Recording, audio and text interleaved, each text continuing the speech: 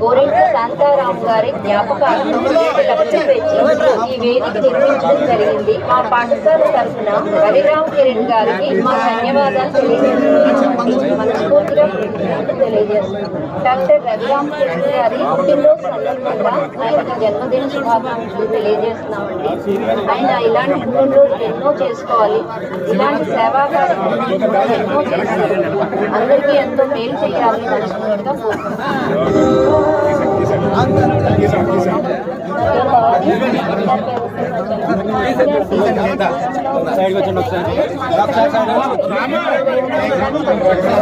ఆ తర్వాత